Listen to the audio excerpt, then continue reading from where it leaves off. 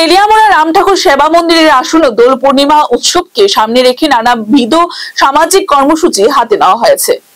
তার মধ্যে উল্লেখযোগ্য হলো রক্তদান শিবির, হাসপাতালের রোগীদের মধ্যে ফল বিতরণ, স্বচ্ছ ভারত অভিযান, যোগা ও বসে আঁকো প্রতিযোগিতা সহ আশ্রমে প্রত্যেক দিন বেদবাণী পাঠ, ভক্তিমূলক সঙ্গীতানুষ্ঠান, ঠাকুর সম্বন্ধে আলোচনা ইত্যাদি উল্লেখযোগ্য।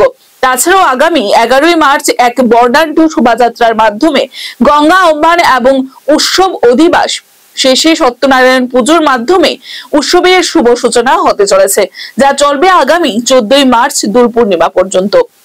জয় রাম, জয় গোবিন্দ।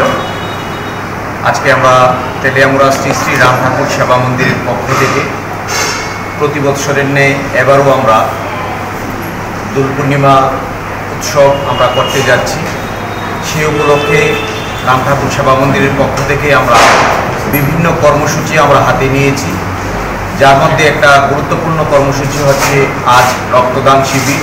আমরা প্রত্যেকেই জানি যে রাজ্যে এবং দেশের মধ্যে প্রত্যেকটা জায়গায় মুমূর্ষু রোগীরা যাদের রক্তের প্রয়োজন, তারা রক্তের অভাব দেখা দেয়। বিশেষ করে রক্তাল্পতা বা অ্যানিমিয়া যাদের আছে তাদের রক্তের প্রয়োজন সারা বছরই লেগে থাকে।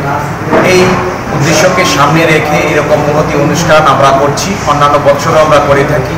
এবারকার যে সমস্ত কর্মসূচিগুলি আমরা নিয়েছি, একটু পূর্বে আমরা হসপিটালের মধ্যে হাসপাতালে গিয়ে আমরা রোগীদের মধ্যে ফল বিতরণ এবং জল বিতরণ করে এসেছি। ভবগুরুদের মধ্যে খাবার বিতরণ এবং সাফাই অভিযান থেকে ধরে অন্যান্য বিভিন্ন সামাজিক কর্মসূচিগুলি আমরা নিয়ে থাকি।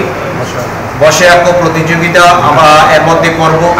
আমরা আগামীকাল বসে আঁকো প্রতিযোগিতা সাংস্কৃতিক সন্ধ্যার মাধ্যমে আমরা এই অনুষ্ঠানটুকুকে আরও মনোজ্ঞ এবং সুন্দর করে আমরা তুলে ধরার চেষ্টা আমরা করছি রাম ঠাকুর শ্রী শ্রী সেবা মন্দিরের পক্ষ থেকে। Report Tripura news 8।